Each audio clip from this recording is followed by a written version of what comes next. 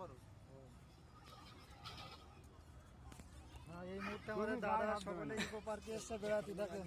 সবাই আমরা ইকো পার্কে বেড়াতে এসেছি। দেখো আমাদের দর্শক সব হাইতে দাও দোস্ত, হাইতে দাও।